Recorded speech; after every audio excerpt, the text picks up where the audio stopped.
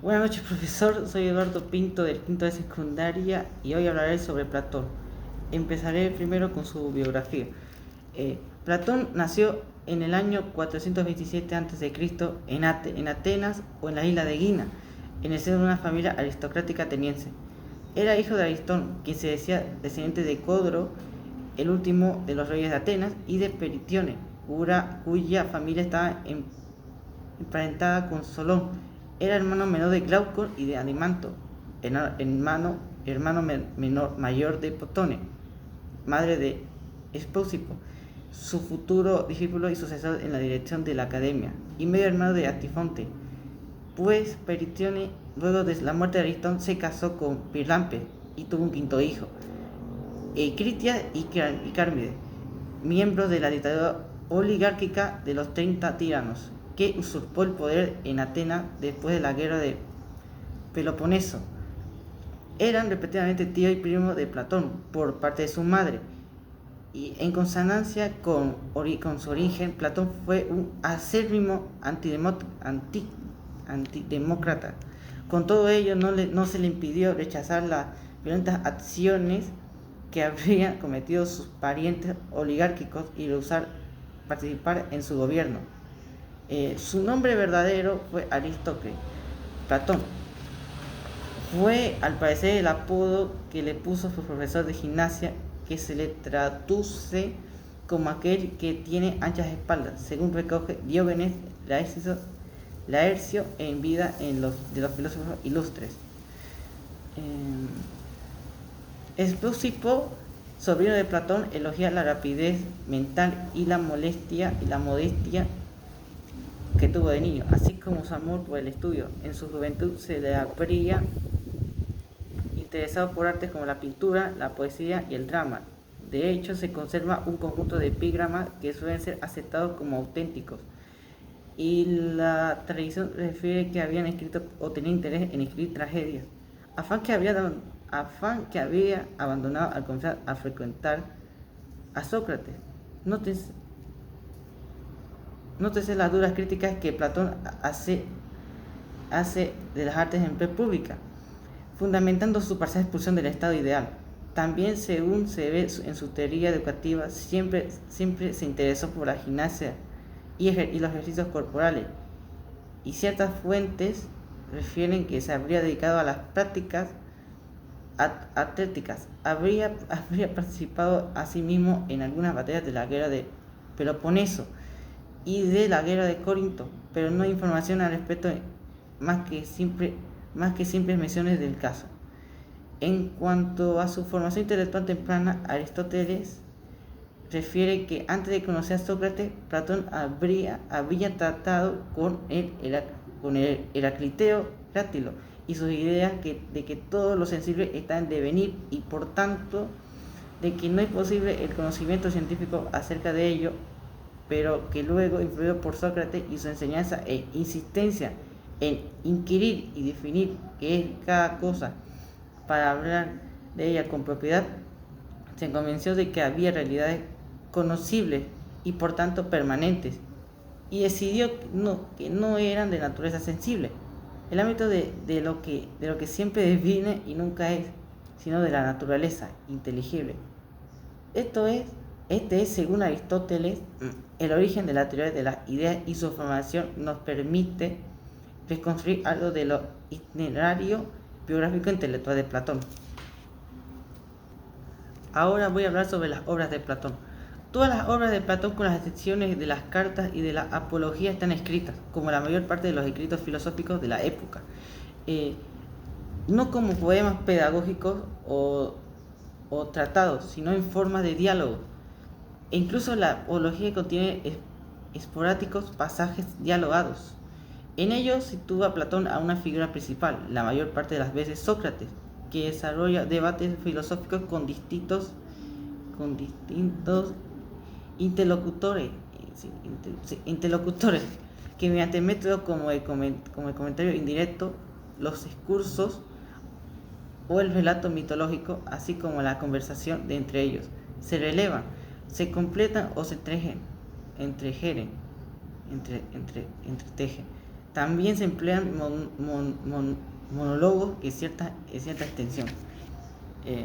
Entre los diálogos platónicos, que se caracterizan estílicamente por compartir la forma de diálogo cuya utilización en filosofía él inauguró, pueden señalarse los siguientes como las más influyentes. La primera es Cráctilo, un examen de la relación entre el lenguaje y la realidad, evaluándose tanto una teoría naturalista del lenguaje como una convencionalista. La segunda es Menón, una investigación sobre la virtud como el conocimiento y su posibilidad de ser enseñada, fundamentada ontológicamente mediante una prueba y exposición de la teoría de la reminiscencia. El tercero es Fedón, una demostración de la naturaleza divina e imperecedera del alma y el primer desarrollo completo de la teoría de las ideas. El siguiente es el Banquete, la principal exposición de la particular doctrina platónica acerca del amor. La República, diálogo extenso y elaborado en el que se desarrolla, entre otras cosas, una filosofía política acerca del estado ideal, una psicología o teoría del alma, una psicología social, una teoría de la educación, una epistemología, y todo ello fundamentado en última instancia, una ontología sistemática. El siguiente es Fedro, en el que se desarrolla una compleja e influyente teoría psicológica y se abordan temas como el deseo, el amor, la locura, la memoria, la relación entre retórica y filosofía y la pureza del lenguaje escrito en contraposición al genuino lenguaje oral. El siguiente es Teeto, una inquisición sobre el conocimiento en orden a hallar su naturaleza y su definición. El siguiente es Parménides, una crítica de Platón puesta en labios del filósofo Eleata a su propia teoría de las ideas tal como hasta entonces la habría presentado y que prepararía el camino a su reformulación en diálogos posteriores. El siguiente es Sofistas, una obra en que se desarrolla una reestructuración del mundo idético, y se realiza una presentación revolucionaria, teoría acerca del no ser como diferencia y de la primera fundamentación acabada, a partir de ella de la posibilidad del juicio y la opinión falsas, así como de su diferencia con los correspondientes verdaderos. El siguiente es político, diálogo que incluye una exposición del método dialéctico platónico maduro, así como de la teoría de la justa medida, del auténtico político y del antético de Estado, respecto del cual los demás modelos de organización política son presentados como imitaciones. El siguiente es Timeo, un influyente ensayo de cosmogonía, cosmología física y escatología, influido por la tradición pitagórica. El siguiente es Filebo, investigación acerca de la buena vida, de la relación del bien con la sensatez y el placer en cuanto compuestos de aquel y posibilitadores del vivir bien y provechosamente. Las siguientes son las leyes. Una teoría extensa y madura acerca de la adecuada constitución del Estado, que contrapone un mayor realismo al idealismo puro de la filosofía política presentada en la República. Además, Platón escribió Apología de Sócrates, Critón, Eutifrón, Ión, Lisis, Cármides, Laques, Hipias Mayor, Hipias Menor, Protágoras, Gorgias, Meneceno, Eutemo y Critias. Hay varios escritos cuya autenticidad permanece aún en duda, y los diálogos Alcibiades I y Epinomis son los más importantes entre ellos. Lo mismo sucede con las cartas conservadas, aunque hay casi humanidad en aceptar el carácter genuino de lo importante Acordate, carta séptima. Finalmente nos encontramos con la cuestión de las doctrinas no escritas de Platón, cuyas fuentes más antiguas es nada más y nada menos que Aristóteles, que menciona en varios lugares teorías que no encontramos en las obras escritas de su maestro. Y por último voy a hablar de la filosofía de Platón según la teología. Es posible que el pensamiento platónico tuviese una amplia gama de elementos teológicos o religiosos. Estos elementos podrían ser la base de sus planteamientos ontológicos, gnosiológicos, políticos y epistemológicos. Incluso en el diálogo Timeo, Platón presenta una teoría cosmogónica y religiosa. Esta religión fue seguramente adoptada de Sócrates y debe tener relación con el juicio, debido a que en la exposición de motivos al castigo sentenciado se encuentran el corromper a la juventud y la aseveria, traer nuevos dioses y negar a los ya existentes. Probablemente contenía elementos monoteístas presentes en la verdad máxima o el bien máximo que se encuentra en sus teorías ontológicas y políticas, y órficos debido a la reencarnación del alma. En sus diálogos de juventud, Sócrates parece defendiendo ciertas creencias religiosas como que los dioses son completamente buenos y que nadie sabe realmente qué sucede después de la muerte. Las teorías teológicas de Platón posiblemente eran esotéricas, o sea, secretas. Incluso en la carta séptima, Platón afirma que no hay ni habrá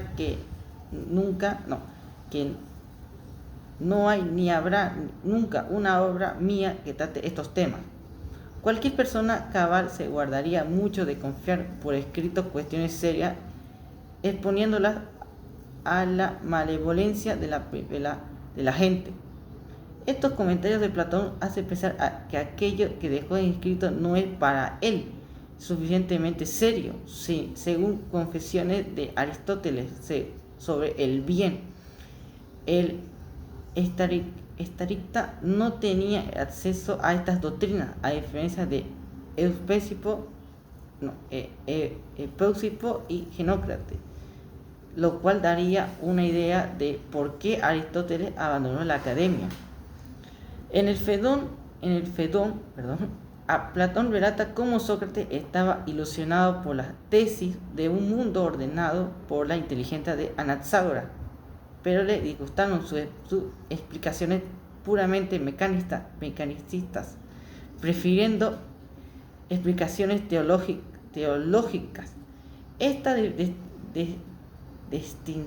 distinción entre causas materiales y finales la expondrá más adelante Aristóteles. Platón condenó el ateísmo, entendido como un atomismo en la República. Diógenes Laercio cita la anécdota que Platón detestaba tanto a Demócrito, que deseaba que todos sus libros fuesen quemados. Arguyó que el universo no surgió de la combinación azarosa de elementos corpóreos sin ninguna inteligencia detrás. Usó una especie de argumento cosmológico a favor de una fuente del movimiento que se mueve por sí mismo, que el espíritu o el alma, la fuente del movimiento cósmico. Dios es para Platón el ser absoluto, bien supremo, creador de las cosas. En el mito de Platón expresa su visión del inframundo con la existencia de premios y castigos, la atingencia de los dioses con las elecciones humanas y la transmisión de las almas, las cuales eligen su próxima vida. Ontología y metafísica. Eso último. En los diálogos de Platón se discuten varios temas y conceptos metafísicos como el ser, la existencia, la naturaleza, el alma, en su teoría de las formas. Platón decía que la realidad solo puede ser entendida por la comprensión racional de formas o ideas universales abstractas. Cada idea es única e inmutable. Al contrario, las cosas materiales son múltiples y cambiantes, siendo solo una sombra de esas formas ideales. En los libros sexto y séptimo de la República, Platón utiliza diversas metáforas para explicar sus ideas metafísicas y epistemológicas. Las metáforas del sol, las muy conocidas alegoría de la caverna, y la más explícita, la de la línea dividida. En su conjunto, estas metáforas transmiten teorías complejas y difíciles. Está, por ejemplo, la idea de bien, a la que tiene como principio de todo ser y de todo conocer. La idea de bien realiza esto en la manera similar que el sol emana la luz y permite la visión de las cosas y la generación de estas en el mundo perceptivo. Y eso es todo, profe. Muchas gracias.